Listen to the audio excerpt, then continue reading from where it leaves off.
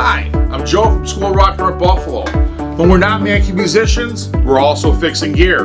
So if you have a guitar or bass in need of love, if you need new strings, please bring it in. We'll be more than happy to help you.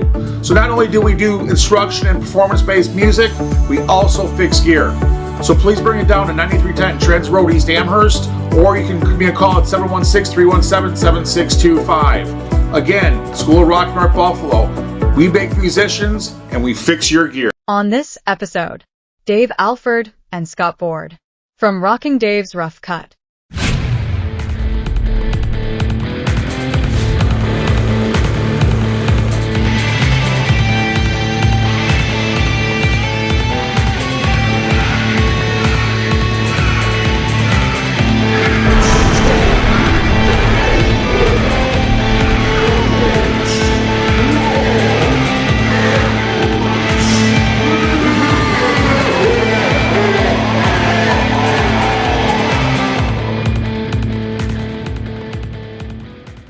Hello and welcome to this episode of Talking About Rock. I'm Rob Edwards. Here we bring you rock interviews from veteran and upcoming artists. Subscribe on our YouTube channel to stay up to date. Follow us on our social media and our website, talkaboutrock.com. The band Rough Cutt stormed into the scene in 1985 with their self-titled debut release. Managed by Wendy Dio, wife of the late Ronnie James Dio, the band enjoyed success in the U.S.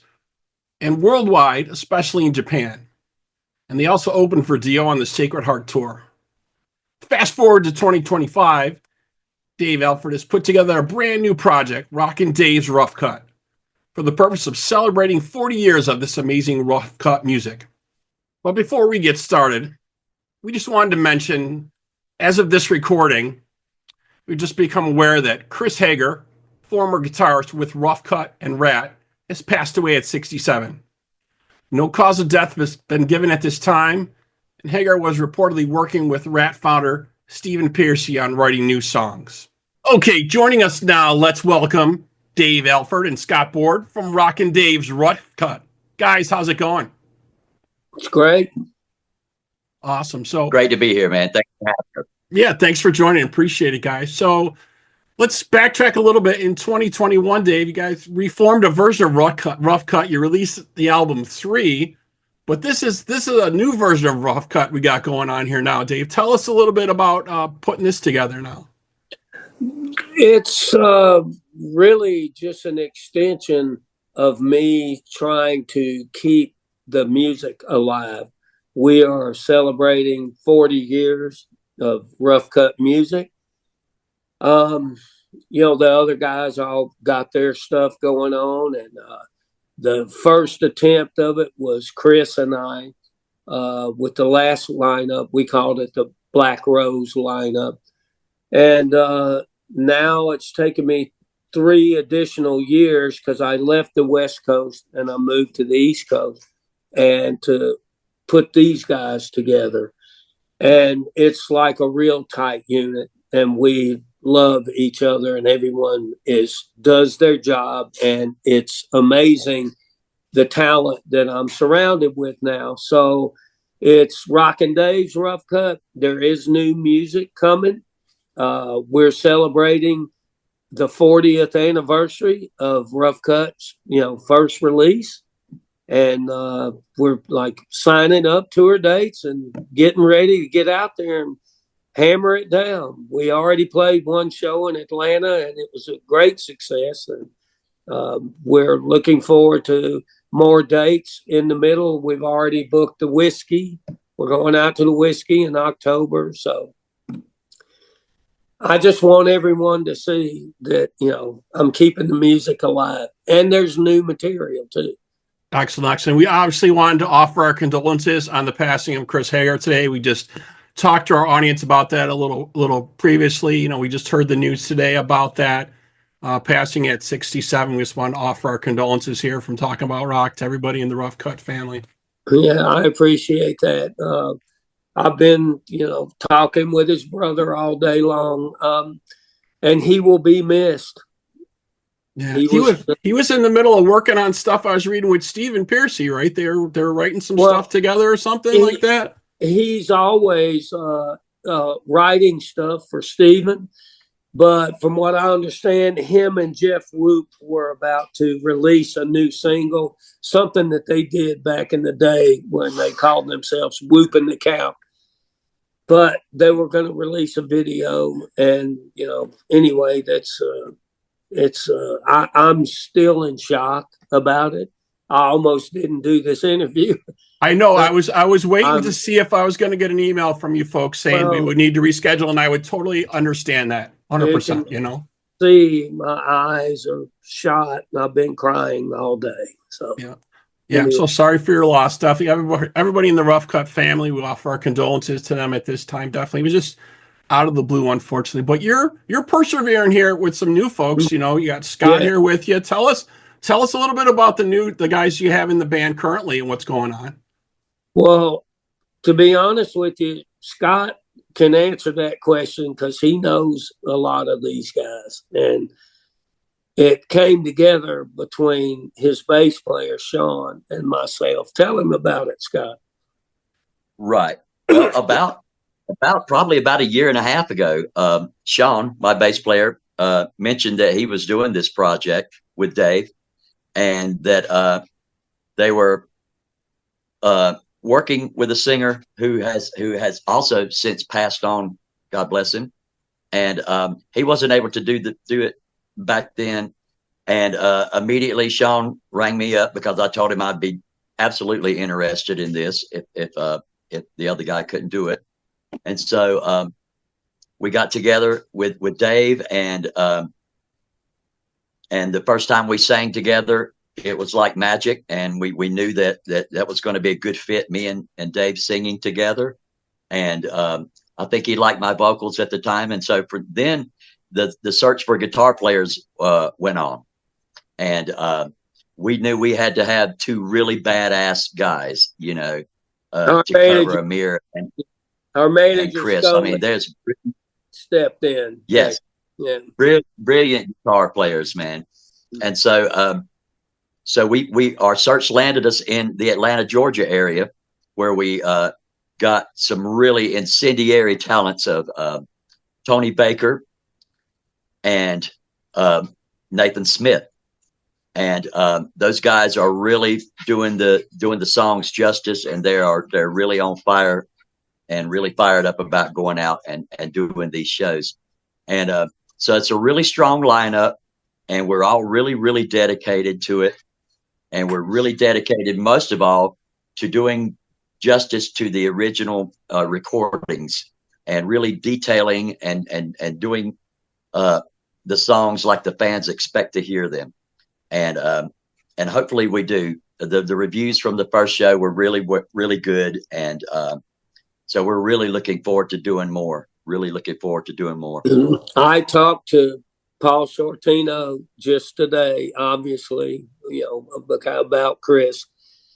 And he talked to me about my new lineup, and he was telling me, he goes, this guy you got, Scott, really does my voice justice. And I said, you think? And we have new material that will be coming out. We just haven't recorded it yet. But we both are on the same page. We kind of both know what we're looking for. And we're keeping it all as, how can I say this, in that vein of the sound of Rough Cutt. Okay. Right. Two guitar players work very well together. So the new material will fit right in.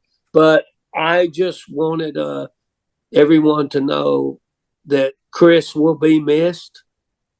We're all grieving right now, and when we come to the West Coast to play, he was going to be a special guest with us. We'd already discussed it, and he's going to be missed. But as far as the new lineup goes, we're very happy with it. We amaze ourselves sometimes. Yeah, it's great to hear that you want to keep it in the same vein, the same style. I love when veteran bands do that. I mean, you guys are known for a certain style.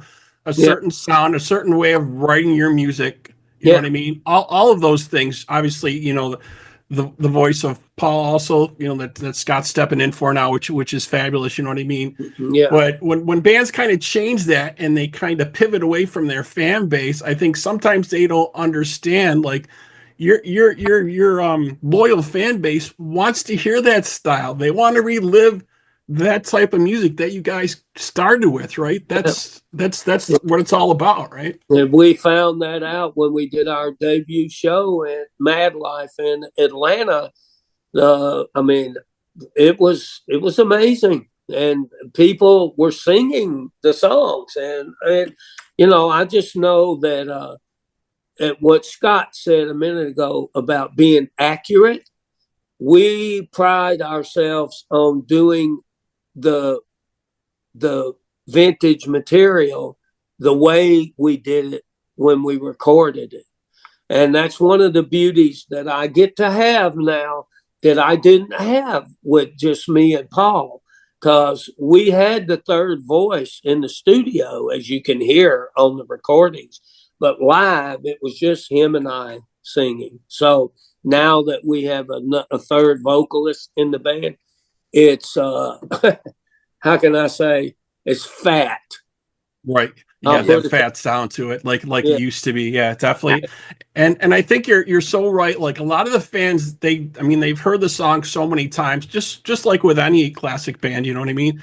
They're expecting to hear it like they heard it on the Yeah. record back in the day. And Yeah. sometimes I think that's kind of hard on the artist, right? It To kind is. of reproduce that. It's like they're gonna want to hear it like it was. We got to remember exactly what the setup was or what we were using. Sometimes that's hard to do. I personally like a little sometimes when you go off a little bit and make it a little bit more of a live experience. But I think the majority of the fans, you're right, they want to hear it how it was. We also add that element also, though.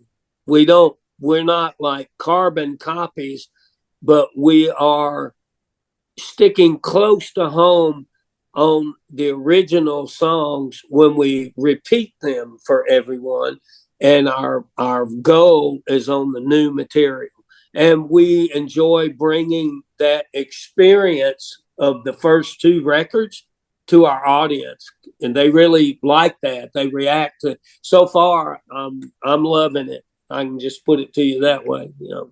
Yeah, definitely. I wanted to speak to you a little bit about another experience you had way back in the day. So, Dave, you contributed to the Hearing Aid video project. Yes. Obviously, Ronnie James Dio was in charge of that, doing famine relief in '85. Can you share us a little bit about what happened during that project? I mean, that was amazing. The group of people he brought together for that. Well, that's what happened. Okay. That's the only way I can explain that. I had, at the time, Vince Neil and I were like best friends.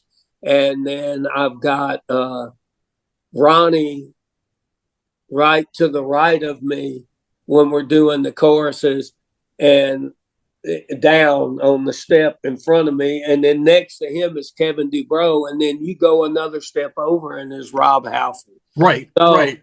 I'm just telling you that to bring all of those guys together, I mean, to be honest with you, not to be, you know, what do you call it, a downer on the other side of rock music, pop, I'll say, whatever. But when Michael Jackson did the We Are the World thing, and Lionel Richie and everybody, they kind of, I forget what ad it was, but Ronnie mentioned how, well, you won't hear anything from the metal side, you know, for the famine relief type thing. And that right there really upset Jimmy Bain. And him and Vivian, as you already know, got together to write We're Stars, you know. And to bring that many people together, it was like we had to prove a point that we cared also, and that you can't look down on metal music. Right. From what I've read, Ronnie was really pissed about that the other community wasn't included, and that's par for the course when it comes to hard rock and heavy metal, right? I mean, it is always the redheaded stepchild type of thing, you know, never get the appreciation you need. You guys are artists. working your butts off for this music, you know. Right, right. So No, it you're was right. so cool to see that. And the other thing that I heard too, and I heard a couple of these different people interviewed, it's like you get a call from Ronnie James Dio to do something, you're not saying no. Right, right. That's true. Well, Ronnie always had a way of saying, "Hello, mate. I'm putting together blah blah blah blah blah, etc. etc. etc."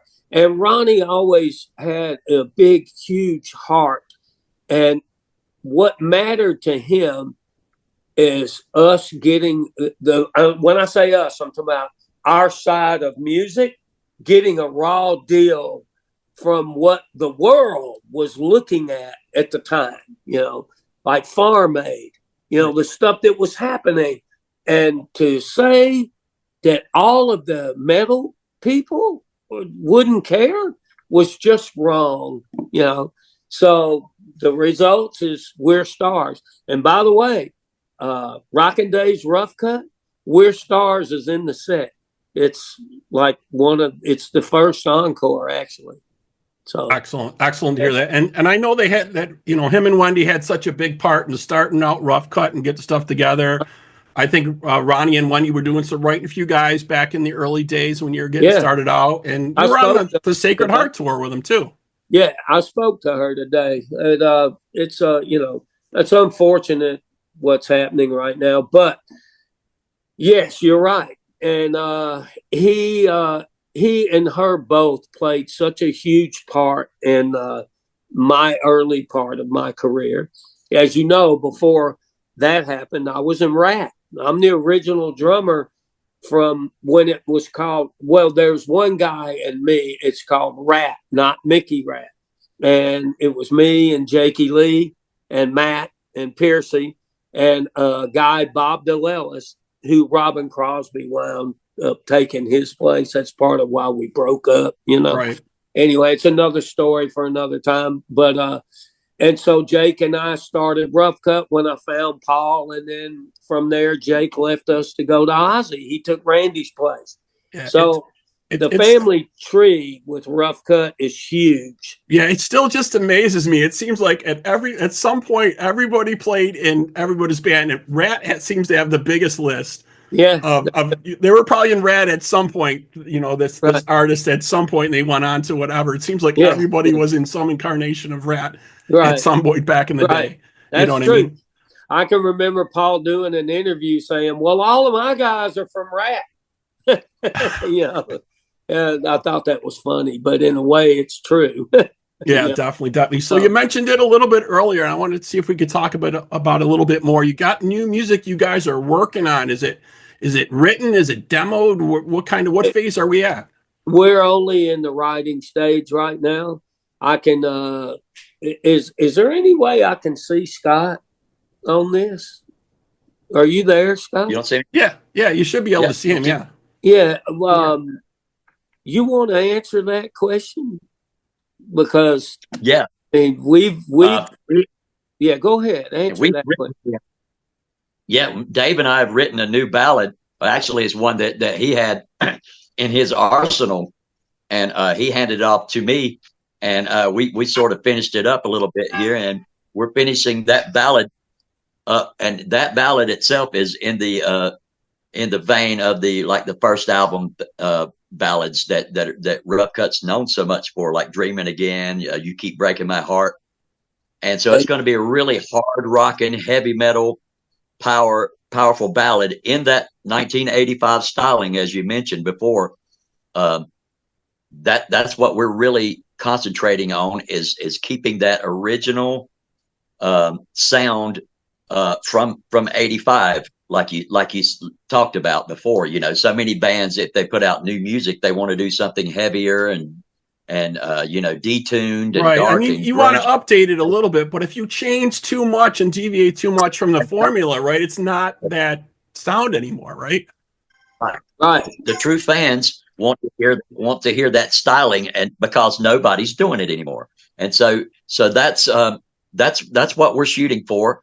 And we're also working on another one that's a more up-tempo, fast rocker, too. So we've got a couple tunes coming that we're gonna put in the can real soon, very soon, and hopefully this year we'll have one, if not two singles that we can unleash on the world, and have both of those in the set, of course. And yeah, I mean, that's what we want to do is continue the fire of that original sound, and hopefully a lot of people we really find it refreshing. We really have a handle on what he just said. Yeah. I mean, when we go in to rehearse, it's like magic, so. Well, I hope when you guys are ready to drop that and talk about that, I hope we're able to bring you back and talk more about the new music. Another question for you, Scott, here. Obviously, you're kind of taking over a lead vocalist role in this band. Dave was saying, your shows have been going great. People have been singing along. That had to be a little scary the first couple of shows going out there, right? Especially for a singer, right? It's always a little bit, you're not sure what to expect, right? Oh, it is. It's mainly, well, I come out confident enough that I know what I'm going to go out there and do. But you sort of have in the back of your mind, okay, man, I hope I'm accepted by this Rough Cutt family out here.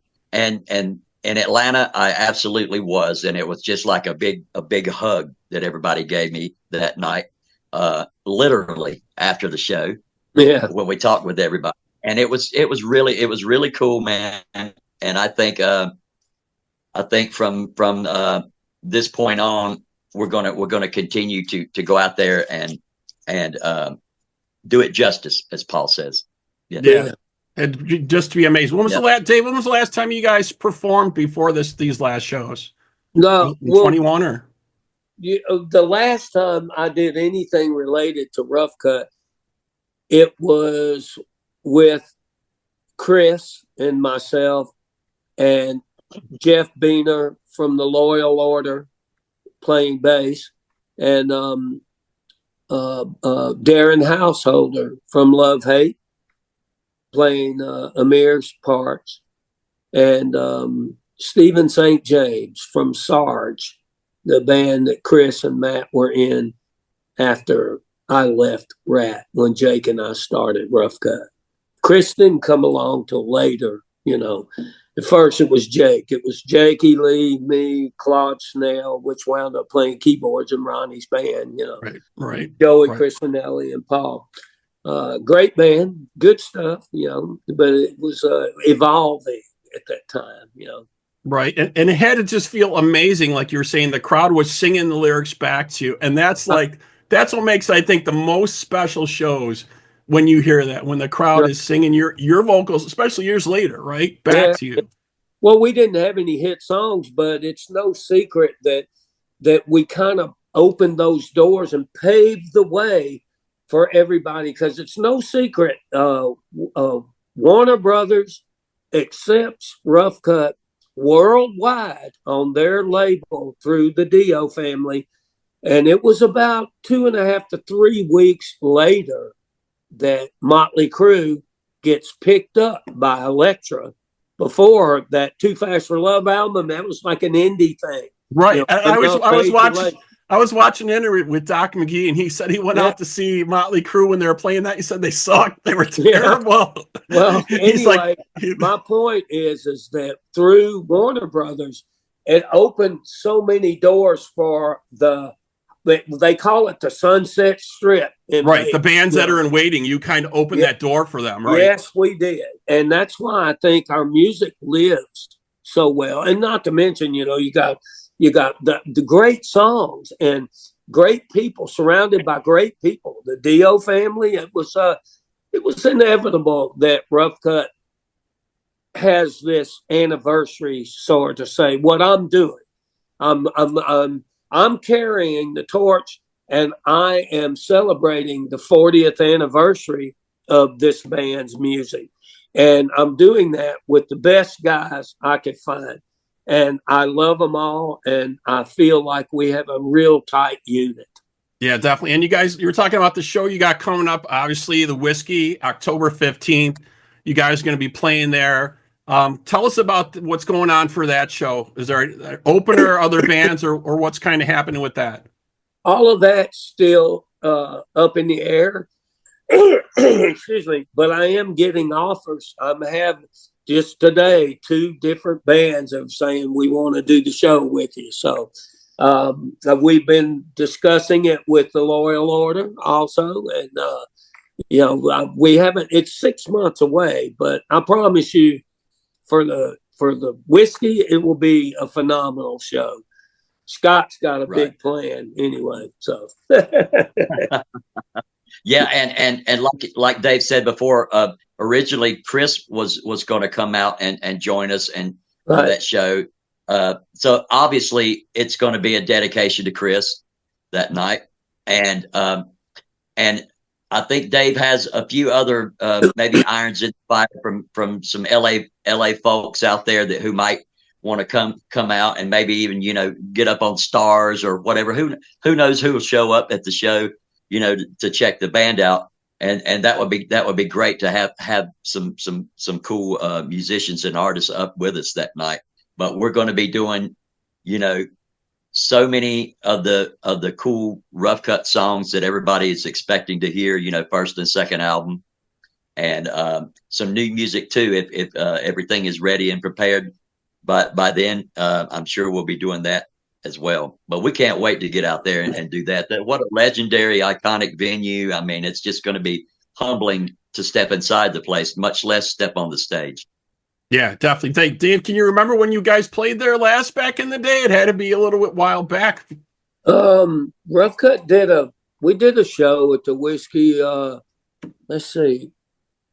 Like 2019 or something? That's right. Yeah, so right around there somewhere. I know that after, we did 2 Monsters of Rock cruises. I'm not remembering specific dates, but it was probably, I've been in South Carolina for over 3 years, so I'd say probably 5 years ago. Yeah, there's clips of it on YouTube. So it's really cool. Yeah, definitely very cool. So yeah, so much stuff. And you said you got other stuff coming up. You got other offers for shows and dates, and that just sounds amazing, man. So very cool. We can't wait to hear the new stuff you guys coming out. We hope, like you said, we hope you'll circle back and let us know and keep us in the loop on what's happening with you guys. It sounds so great. Again, our condolences about Chris, everybody in the Rough Cutt family. I appreciate you guys taking the time today. I know this is a difficult day for everybody in the Rough Cutt camp, but thank you so much for joining us, guys. Yeah, you're welcome. Thank you for having me. You're very welcome. All right, and so that God wraps bless up Chris and all. All right, guys. So that wraps up this episode of Talking About Rock. Thanks to my guests today, Dave Alford and Scott Board from Rockin' Dave's Rough Cutt. Shout out to our sponsors, School of Rock, North Buffalo, and Unleashed Music. And to our listeners, we hope you're keeping the torch alive and supporting live music wherever you are.